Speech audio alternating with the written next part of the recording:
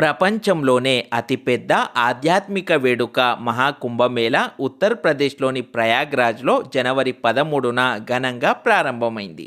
ఈ వీడియోలో మనం మహాకుంభమేళా ప్రత్యేకతలతో పాటు కుంభమేళాలు ఎన్ని రకాలు, అవి జరిగే ప్రదేశాలు మరియు కుంభమేళాల్ని ఎందుకు నిర్వహిస్తారు వంటి ఆసక్తికర అంశాల్ని తెలుసుకుందాం. 144 ఏళ్లకోసారి వచ్చే అత్యంత అరుదైన మహాకుంభమేళా జనవరి 13 నుంచి ఫిబ్రవరి 26 వరకు జరగనుంది. మహాకుంభమేళా నిర్వహణ కోసం ఉత్తరప్రదేశ్ ప్రభుత్వం 7,000 కోట్లు కేటాయించింది. మహాకుంభమేళా ద్వారా 2 నుంచి 4 లక్షల కోట్ల మేర ఆదాయం సమకూరనుందని వ్యాపార వర్గాలు అంచనా వేశాయి. భారతీయ ఆధ్యాత్మికతను ప్రపంచానికి చాటి చెప్పే ఈ మహాకుంభమేళాకు దేశం నలుమూలల నుంచే కాక ప్రపంచవ్యాప్తంగా కోట్ల మంది ప్రజలు గంగా, యమున, సరస్వతి నదుల సమ్మిళితమైన త్రివేణి సంగమంలో పుణ్య స్నానాలు ఆచరిస్తారు. కుంభమేళాలో పాల్గొనడం వల్ల పాపాలు తొలగిపోయి మోక్షం లభిస్తుందని హిందువుల ప్రగాఢ విశ్వాసం. ఈ మహాకుంభమేళాకు తొలి రోజు 1,70,00,000 మంది భక్తులు మరియు రెండో రోజు మకర సంక్రాంతి రోజున 3.5 కోట్ల మందికి పైగా భక్తులు పుణ్య స్నానాలు ఆచరించారు. ఈ మహాకుంభమేళాకు విదేశీయులు కూడా ఎక్కువ సంఖ్యలో వస్తున్నారు. ఈ మహాకుంభమేళాలో నాగసాధువులు ప్రత్యేక ఆకర్షణగా నిలిచారు. జనావాసాలకు దూరంగా ఆధ్యాత్మిక సాధనే ప్రపంచంగా గడిపే నాగసాధువులు కుంభమేళా సమయంలో మాత్రమే జనసామాన్యానికి కనిపిస్తారు. కుంభమేళాకు శ్రీకారం చుట్టేది నాగసాధువులే. మహాకుంభమేళా నిర్వహణ కోసం ఉత్తరప్రదేశ్ ప్రభుత్వం 7,000 కోట్లు కేటాయించింది. త్రివేణి సంగమ పరిసరాల్లో 10,000 ఎకరాలలో మహాకుంభ్ నగర్ పేరుతో తాత్కాలిక నగరాన్ని ఏర్పాటు చేశారు. ఇది ప్రపంచంలోనే అతిపెద్ద తాత్కాలిక ఆవాస ప్రాంతంగా ఇప్పటికే రికార్డు సృష్టించింది. భక్తుల వసతి కోసం 1.6 లక్షలకు పైగా టెంట్లను ఏర్పాటు చేశారు. దీన్నే టెంట్ సిటీ అని కూడా పిలుస్తారు. భద్రతకు 7 అంచెల కట్టుదిట్టమైన వ్యవస్థను ఏర్పాటు చేశారు. 55 ప్రత్యేక పోలీస్ స్టేషన్లు, 50,000 పోలీస్ సిబ్బంది, పారామిలిటరీ బలగాలను మోహరించారు.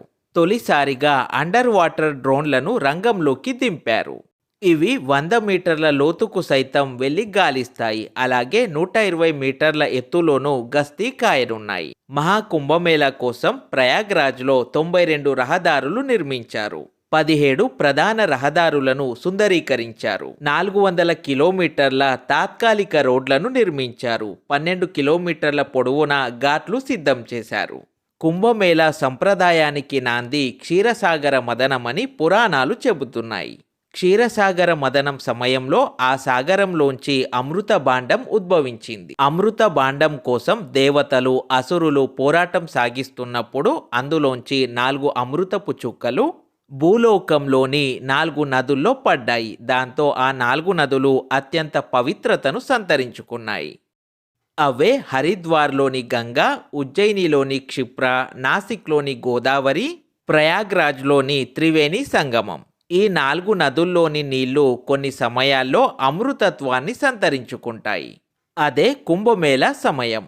అందుకే అప్పుడు ఈ నదుల్లో స్నానం చేసేందుకు కోట్లాది భక్తులు సిద్ధమవుతారు.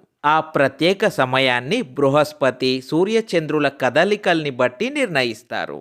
మొత్తం 4 రకాల కుంభమేళాలు జరుగుతాయి. అవి మాఘమేళా. ప్రతి ఏటా మాఘమాసంలో ప్రయాగ్రాజ్లో మాత్రమే ఈ మాఘమేళా జరుగుతుంది. అర్ధ కుంభమేళా 6 ఏళ్లకోసారి హరిద్వార్, ప్రయాగ్రాజ్లలో అర్ధ కుంభమేళా జరుగుతుంది.